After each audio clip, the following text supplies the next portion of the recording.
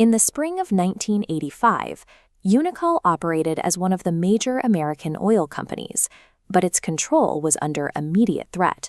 A Texas entity named Mesa, controlled by Boone Pickens, already owned roughly 13% of Unocal. Pickens wanted a controlling stake. On April 8th, Mesa deployed a specific acquisition mechanism.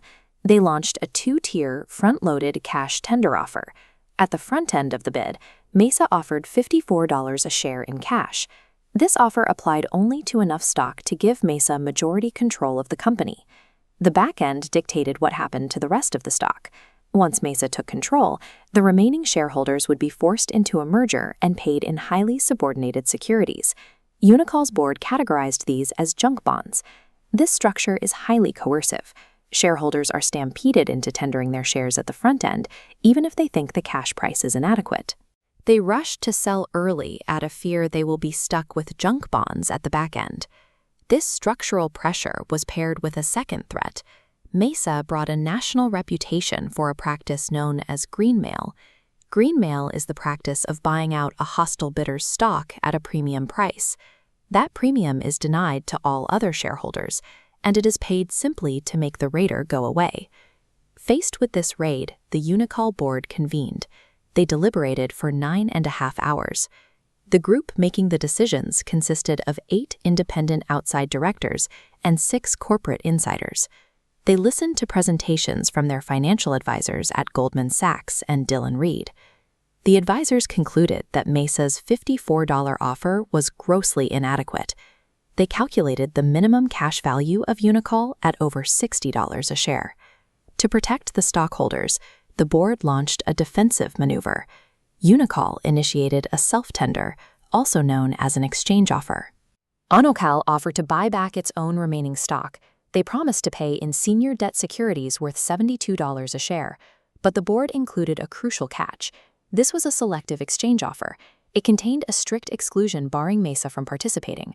This created a severe conflict. A massive American corporation offered to buy its own stock at a high premium from everyone except the hostile raider. The battle immediately moved from the boardroom to the legal system. Mesa filed a lawsuit challenging the exclusion in the Delaware Court of Chancery. The lower court sided with the raider. It granted a temporary restraining order and halted Unocal's exchange offer. The vice chancellor outlined his legal reasoning. He stated that a corporation cannot exclude a single shareholder from a stock repurchase without proving a valid corporate purpose. The vice chancellor added a second requirement. Unocal would also have to prove that the selective transaction was entirely fair to all stockholders. That included fairness to the very raider they had excluded. Unocal rejected this standard. They immediately sought an interlocutory appeal to the state's highest court. The traditional interpretation of corporate law had blocked the defense. The stage was set for the High Court to intervene.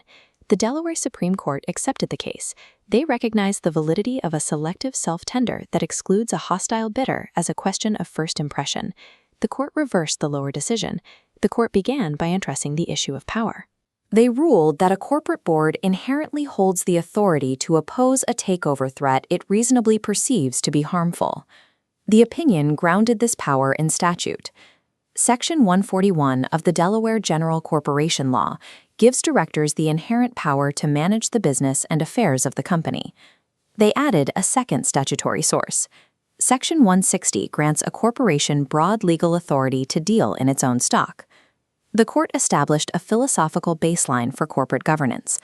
A board of directors, they wrote, is not a passive instrumentality.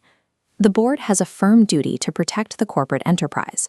That enterprise includes the stockholders, and the directors must protect them from perceived harm, regardless of whether that harm originates from a third party or another shareholder. But the court recognized the danger of this power. They issued a warning about how a board might abuse it. When facing a takeover, directors are confronted with a conflict of interest.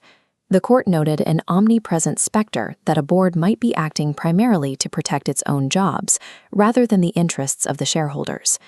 Because of this inherent conflict, the traditional business judgment rule cannot apply automatically. The court demanded enhanced scrutiny. The court constructed a specific gateway. Before directors can earn the protection of the business judgment rule, they must pass a strict two-part test. Part 1 requires the directors to show reasonable grounds for believing a danger to corporate policy and effectiveness existed. A board satisfies this burden by showing they acted in good faith and conducted a reasonable investigation. The court added that this proof is materially enhanced when the defensive response is approved by a board comprised of a majority of independent outside directors. Part 2 introduces the element of balance. The defensive measure must be reasonable in relation to the threat posed. The corporate response must be proportionate. The corporation does not have unbridled discretion to defeat any threat by any draconian means available. The court then applied this new test directly to Unocal's actions. They evaluated the threat. They found that the Unocal board reasonably identified Mesa's bid as a grossly inadequate, coercive two-tier offer, coupled with the threat of greenmail. Next, they assessed the response. The court ruled that Unocal's selective exchange offer was indeed proportionate to that specific danger. The logic was simple. If Mesa were allowed to tender its shares into the exchange offer, Unocal would effectively be subsidizing Mesa's continuing effort to buy Unocal stock at an inadequate price.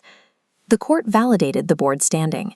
The Mesa exclusion was valid, and the directors tendering their own shares into the offer did not create a disqualifying conflict. The court did establish absolute limits. Directors may not act solely or primarily out of a desire to perpetuate themselves in office. Drawing on prior Delaware precedent in Schnell v. Chriscraft, the court warned that inequitable action may not be taken under the guise of law. Unocal met its burden of proof. The court vacated the preliminary injunction, and the exchange offer was freed to proceed. The decision armed American corporate boards with the legal power to resist a hostile raid, and in the very same opinion, it built the doctrinal machinery to hold that power in check.